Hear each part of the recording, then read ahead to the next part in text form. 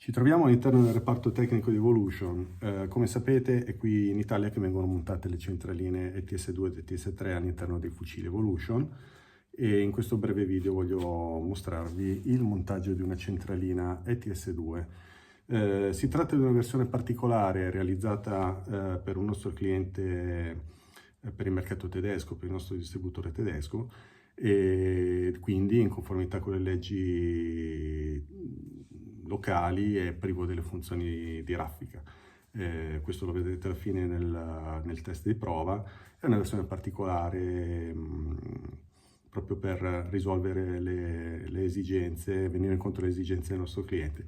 Al di là di questo, la procedura di montaggio è esattamente la stessa della versione normale. Questo video può essere utile anche qualora doveste effettuare una customizzazione, una sostituzione, una riparazione oppure un upgrade, o anche la semplice pulizia e revisione della meccanica. Adesso vediamo un attimino di girare questa telecamera.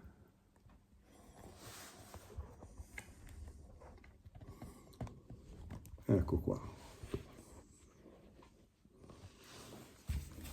Qui abbiamo il nostro gearbox e la nostra centralina che andremo a posizionare così all'interno del gearbox, in modo che il micro switch, la parte base del micro switch, sia perfettamente allineata con il bordo della boccola. Questa è la posizione ideale. Andiamo a fissare con la sua vitina, facendo attenzione a stringere il sufficiente ma non troppo per non spanare la filettatura della sede nel gearbox. Ok, una breve verifica di tenuta e ora sistemiamo i cavi rigorosamente con le mani, senza utilizzare alcun tipo di attrezzo, men che meno cacciaviti o oggetti metallici. Attenzione, stiamo parlando di elettronica, stiamo parlando di componenti delicati. Con una pinzetta andiamo a sistemare bene i cavetti qui, utilizzando una parte della pinza priva di zigrinatura per non rovinare i cavi. Perfetto, li abbiamo inseriti perfettamente all'interno della sede del gearbox. Sistemiamo anche il cavo negativo che va al motore. Perfetto.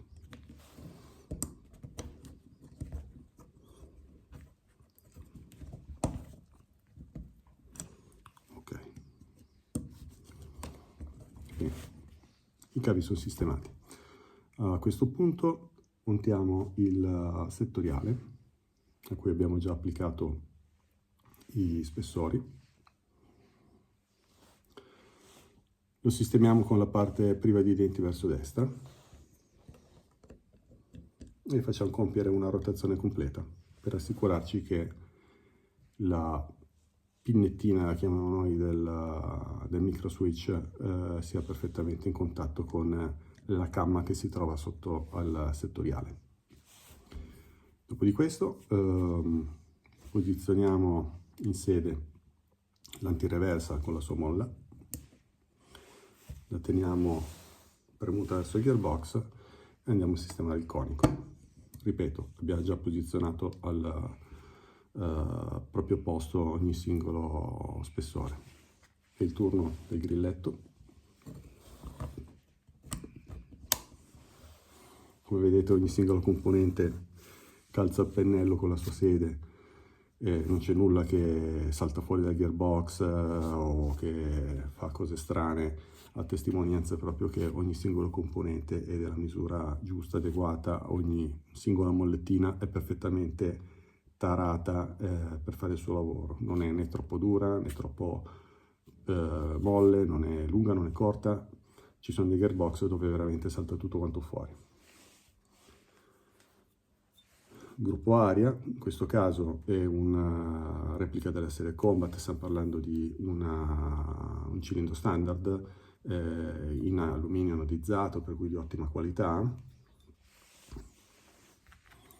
Spingipallino lo andiamo ad applicare sul tappet plate e l'insieme lo mettiamo qua al suo posto all'interno del gearbox. Ora è il turno della molla del tappet plate.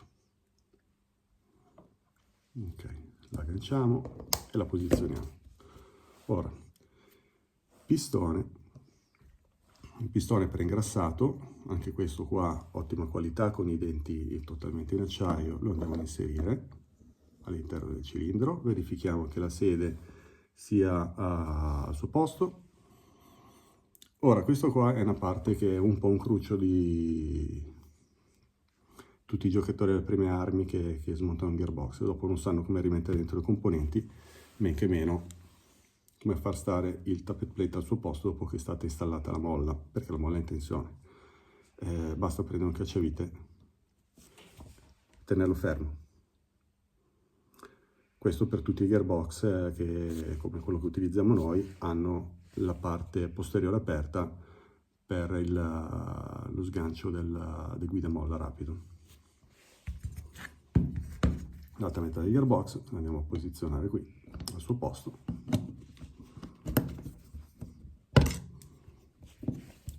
Spingiamo la leva della sicura all'interno del gearbox e, aiutandoci sempre con lo stesso cacciavite, mettiamo tutte le piccole componenti al loro posto.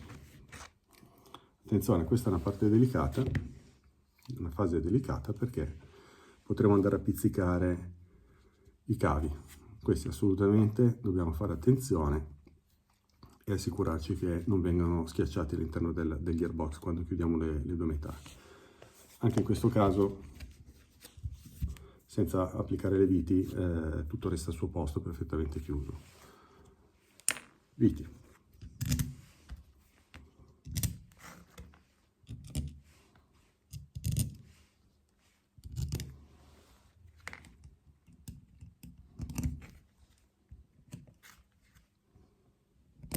Ok, e ora semplicemente un cacciavite, andiamo a chiuderle, avvitarle completamente senza forzare troppo, il giusto.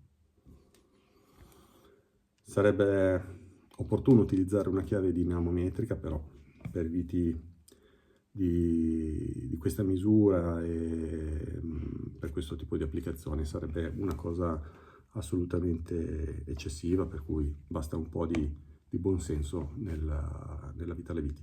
Quello che invece bisogna fare è avvitarle incrociate, sempre avvitando la vite opposta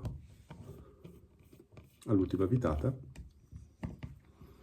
in modo da andare a chiudere il gearbox applicando una forza uniforme a tutte le viti.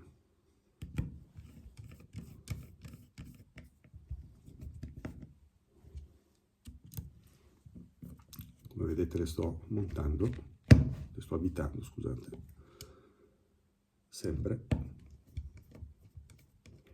procedendo con la vite opposta. Per cui se ho avvitato sopra, avvito sotto, se sono andato a sinistra, la prossima sarà a destra.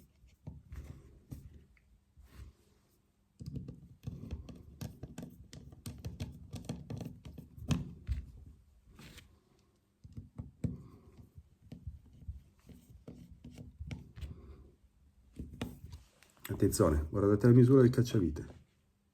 Perché è così lungo? Perché con un cacciavite così lungo io sono sicuro di applicare a ogni vite la giusta coppia.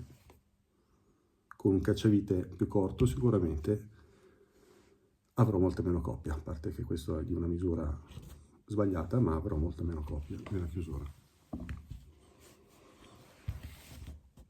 Perfetto, arrivato a questo punto, nella nostra procedura applichiamo il sigillo di garanzia.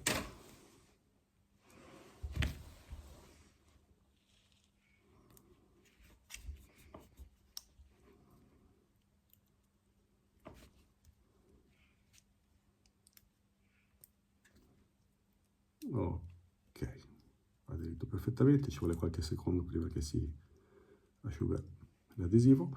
Ogni sigillo è numerato, è un sigillo olografico e la rimozione causa il distaccarsi della vernice epossidica che testimonia l'avvenuta manomissione. Questo è importante, lasciarlo al suo posto, ragazzi.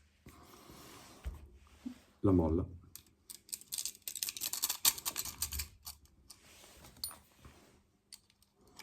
Si inserisce, si ruota di 90 gradi, si verifica che sia perfettamente allineato.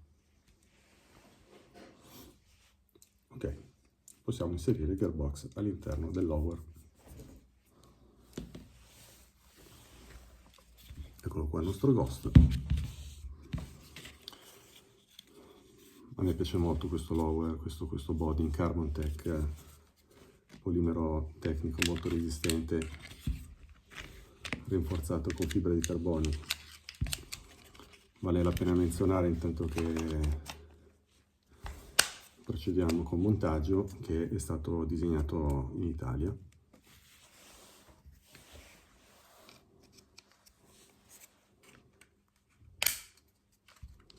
Posizioniamo il perno centrale, poi utilizzando un martelletto in gomma andiamo a posizionare il perno senza rovinare le superfici né del perno né ovviamente del lower. Perno posteriore.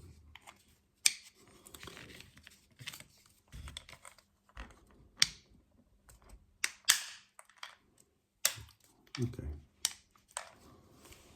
Questo andremo poi a ribatterlo con il martello dopo aver finito di montare il gearbox e il fucile, tutto quanto come parte finale del lavoro. Ecco, è importantissimo mettere prima i due perni e poi procedere al montaggio dell'impugnatura e al serraggio delle viti, altrimenti i perni non li allineate più. Facciamo passare i cavi all'interno delle sedi.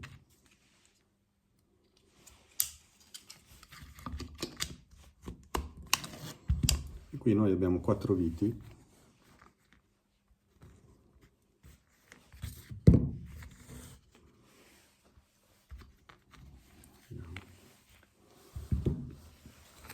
Eccole qua. 4 viti per l'impugnatura. Molti altri produttori ne montano solamente 2, altri addirittura hanno 4 fori all'interno dell'impugnatura e poi montano solamente 2 viti, perché 2 viti sono sufficienti. Noi ne montiamo 4 perché vogliamo la massima resistenza. D'altronde anche noi siamo giocatori e molti qua del team o lo sono ancora o lo sono stati in gioventù, non siamo più ragazzini qua.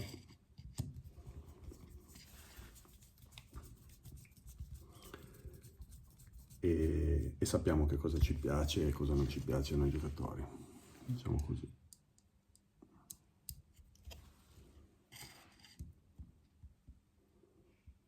Cosa è utile, cosa non è utile durante il gioco e i dettagli a cui bisogna porre attenzione, perché poi le prestazioni e l'affidabilità siano superiori a ciò che normalmente si trova in commercio. Ecco qua, anche qui il serraggio deve essere quello giusto, non troppo, non troppo poco. Il motore che montiamo noi è iTorque.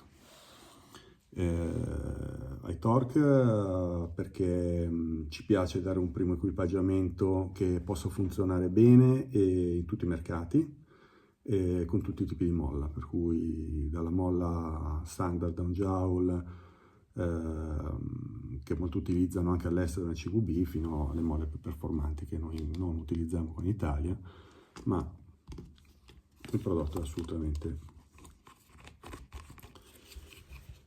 pronto per qualunque tipo di mercato. Facciamo attenzione adesso a collegare i fasten del motore senza danneggiare le guaine. Ecco qua.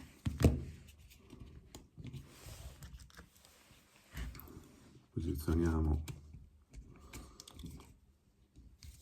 i componenti del tappo, sistemiamo meglio i cavi. Ok, verifichiamo che il motore scenda fino al livello corretto e poi andiamo a chiudere il coperchio. Questo coperchio è molto interessante perché permette un accesso diretto al motore senza bisogno di utilizzare cacciaviti o altri arnesi, di cui ovviamente non disponiamo sul campo di gioco, per cui tutti sappiamo che può capitare che a causa delle vibrazioni si stacchi uno dei cavetti che va al motore. È capitato a tutti quanti e va bene, noi non facciamo tornare i nostri giocatori alle macchine per prendere il fucile di scorta o per cercare nella cassetta di attrezzi cacciavite, semplicemente l'operazione è questa.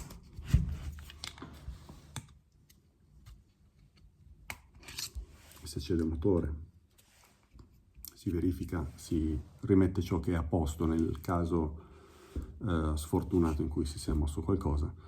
Il caso è veramente raro, però quando capita dà fastidio, capita sempre in momenti meno opportuni. Ci si mette a riparo un attimino dietro un muretto, dietro un angolo, dietro una porta e si fa quello che si deve fare. Ecco qua, chiuso al suo posto. A questo punto facciamo una prima verifica del corretto montaggio del gearbox prima di procedere con il resto della replica. Ok, qua vediamo, connettendo la batteria, la centralina già ci restituisce un segnale, bip bip bip, e la luce intermittente. Questo ci indica che la centralina è stata alimentata, che il software è stato precaricato e è stato completato il ciclo di check del funzionamento di tutti i sensori e la lucina gialla ci indica che si può procedere con l'utilizzo.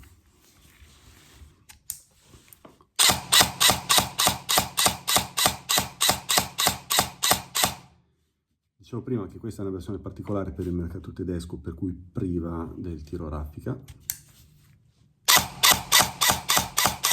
Anche posizionando il settore su raffica funzionerà solo con fucile. Funzionano però tutte le modalità di programmazione che non sono dipendenti dalla raffica, per cui comunque è un fucile interessante e godibile anche per i nostri amici tedeschi. Il primo check ha dato esito positivo, tutto funziona come dovrebbe e allora possiamo andare avanti a montare le minuterie. In questo caso la leva del caricatore, magazine catch lo chiamano i nostri amici inglesi. Qua sì che ci vuole un cacciavite più piccolino.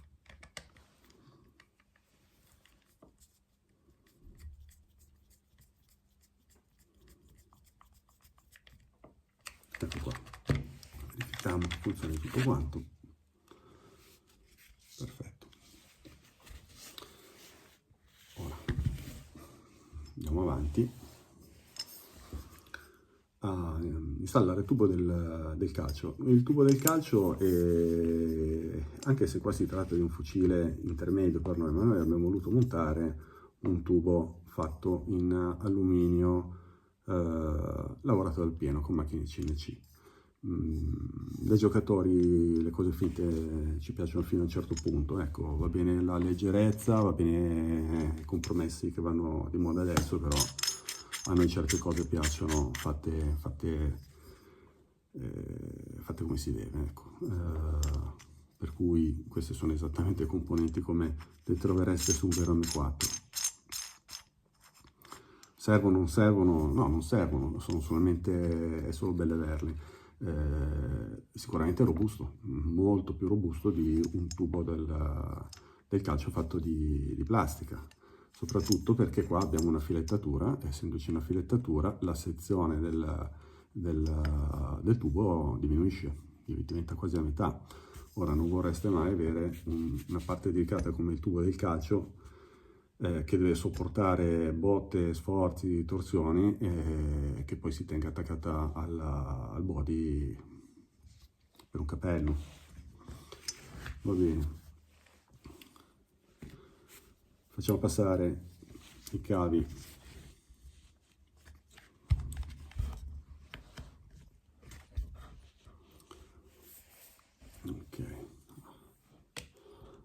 all'interno dell'aggancio per la cinghia. Questo è fatto in acciaio, è molto robusto. I cavi di nuovo all'interno del tubo. Ok. E poi vite e nottolino all'interno del tubo. Poi con il nostro cacciavitone, quello di prima, andiamo a spingere in fondo. Ora che si trova in fondo,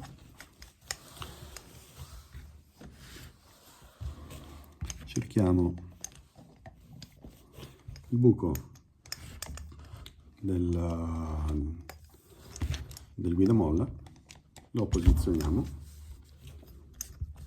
andiamo ad avvitare leggermente, sentiamo se fa presa o no. A volte semplicemente lo si manca, inutile andare a spanare il guidamolla, a volte ci capita di vederli quando ci arrivano le assistenze che magari non si è fatta attenzione ed è la vite spanata, è un peccato. Ok, questa vite qua fa diventare tutto il gruppo del calcio corpo unico con il guidamolla. Ok, una cosa veramente robusta. Ora facciamo un attimino da parte il lower, prendiamo il nostro upper preassemblato con la nostra canna e gruppo PAP, anche questi già preassemblati, e andiamo a accorparli facendo attenzione alla piastrina da scover, il finto otturatore. Ecco, qua il controllino da fare. Quando andiamo a inserire il low up e la canna all'interno dell'upper, poi verifichiamo che la molla che spinge poi il gruppo PAP contro la parte anteriore del gearbox sta facendo il suo lavoro per poi garantire un'ottima tenuta dell'aria. A volte può capitare che la replica perda nel tempo compressione o inizi a sparare meno lontano. Ecco, tante volte è proprio una banalità. Nel far manutenzione si è persa la mollettina che spinge l'OPAP contro il gearbox, ovviamente non vi è più tenuta d'aria. Accorpiamo upper e lower, posizioniamo la leva del bolt catch al suo posto,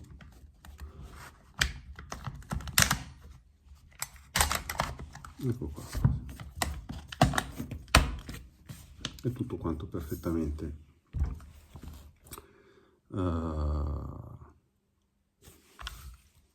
al suo posto. Manca da inserire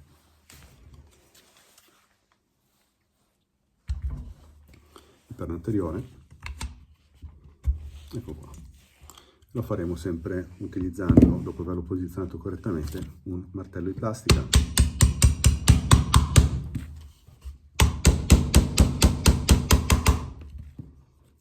E a questo punto possiamo spingere al suo posto anche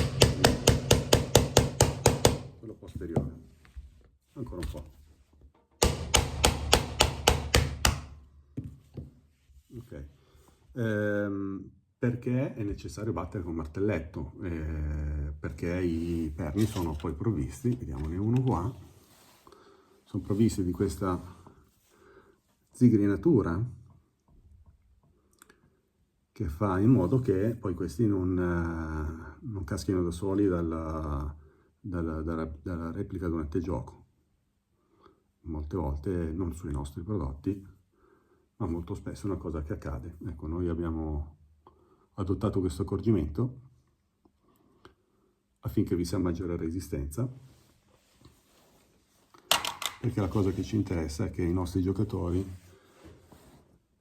tornino sempre contenti alle macchine quando ha finito la partita e non amareggiati di aver perso componenti qua e là per il bosco o per il campo di gioco. Calcio. Ecco qua. Posizioniamo il DIN all'interno del tubo. Calcio.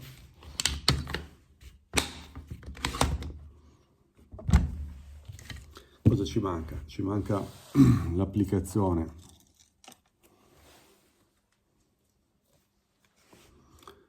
del tag Evolution, attraverso il quale poi riconoscete i nostri prodotti quando li vedete appesi nelle rastrelliere nei negozi.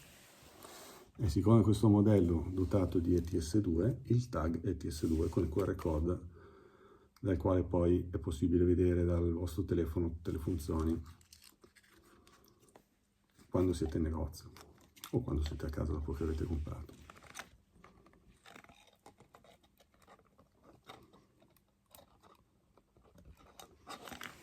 Ecco qua. Prossimo test, prova a fuoco con i pallini. Mettiamo in pausa. Mi piacerebbe leggere i vostri commenti e se ci sono domande sarò sicuramente felice di rispondere. Ma è importante anche campanella, mi raccomando, per rimanere sempre aggiornati. Andiamo avanti. Eccoci qua nella linea di tiro, sono una quindicina di metri abbondanti e qui dove noi collaudiamo poi con i pallini tutti i singoli esemplari dopo il montaggio e prima della consegna ai negozi. Per cui quando acquistate uno dei nostri prodotti sappiate che è stato già accuratamente controllato da noi. Si verifica il perfetto funzionamento di ogni singolo componente mobile, l'assenza di graffi, segni o difetti visivi estetici, per poi passare al collaudo con i pallini.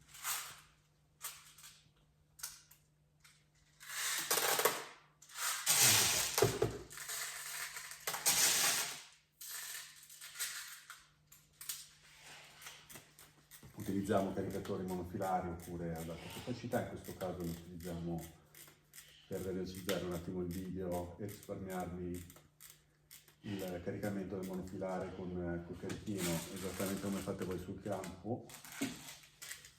Ecco qua, ne utilizziamo una ad alta capacità.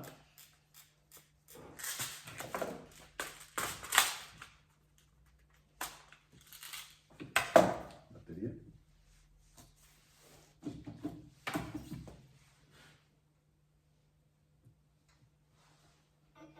BPP, centralina ha caricato software. Adesso ci divertiamo un attimino.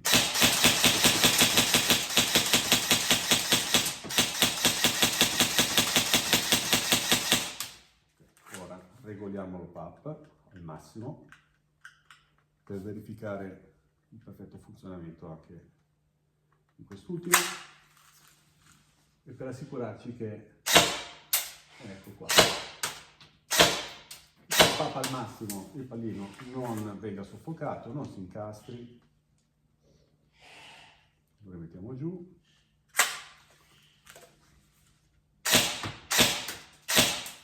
Ancora un po', questo è il tiro ottimale, perfettamente teso. Ok, qua andiamo a vedere che la precisione sia dentro il range.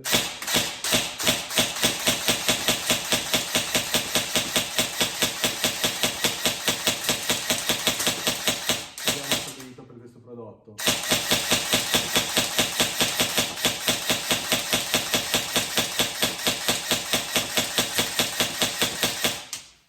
Sto verificando che il tiro sia teso, dritto, che non ci siano pallini che volano a destra, a sinistra o che si comportino in maniera non uniforme rispetto agli altri.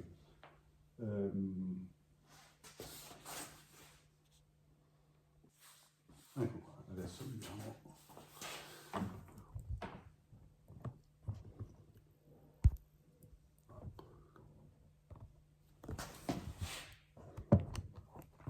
Ok, con questo apparecchio qua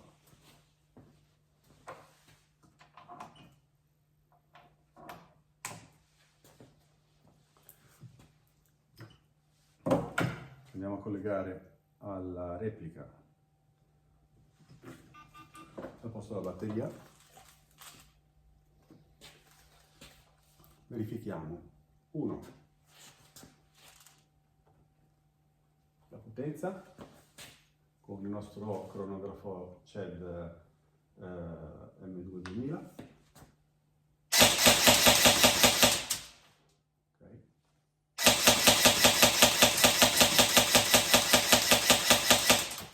Verifichiamo che i dati siano all'interno del range e soprattutto andiamo a verificare i dati dell'assorbimento del motore.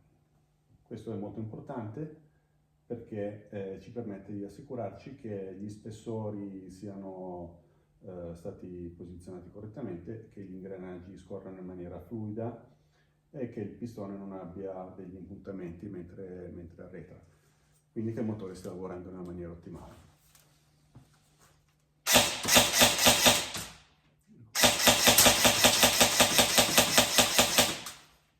I dati più interessanti ce li abbiamo con il tiro a raffica, ma come abbiamo detto prima, questa è una versione speciale per il mercato tedesco che è priva della raffica.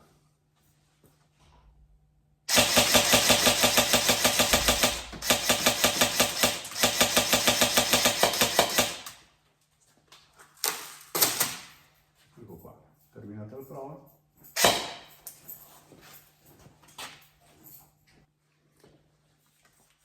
Ok, la prova a questo punto è terminata, possiamo scollegare le nostre apparecchiature, riposizionare accuratamente il cavo DIN all'interno del tubo, riposizionare il calcio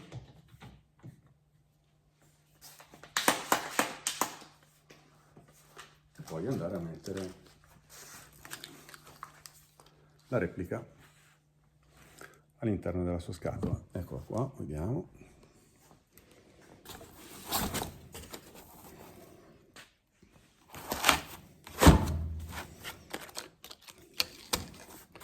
La scatola ha una bella schiuma protettiva, all'interno c'è il nostro caricatore matrix personalizzabile, andando a riempire i buchini all'interno della nostra matrice potete personalizzarli con scritte, simboli, motto o quello che più vi piace, un tridente, un teschio o il motto della squadra o il vostro nome di battaglia. E in questo caso è un monofilare da 130. Poi che altro ci vuole? Ci vuole un bel sacchettino di pallini da 0,25 Evolution, provateli perché sono fantastici. La VIP Card che vi dà accesso al mondo Evolution, rimanere sempre informati su novità, programmi, progetti e un sacco di iniziative nel quale ci piacerebbe coinvolgervi, per cui all'interno della scatola cercate questa membership card solo per i clienti Evolution e inquadrate il QR code, aprite la pagina e iscrivetevi. Non è tempo perso. Lo spegnifiamma nero, metallo. Noi conserviamo sempre, anche per l'esportazione, per quanto non sia obbligatorio, anche lo spegnifiamma rosso, perché ricordiamo sempre che questi sono giocattoli e per cui ci piace fugare ogni dubbio al riguardo, e invitiamo i giocatori italiani a conservare e ad utilizzare il contrassegno rosso che trovate come primo equipaggiamento. Non toglietelo, ci raccomandiamo. Manuale di istruzioni,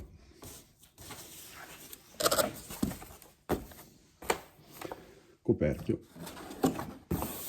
il prodotto è pronto per il mercato.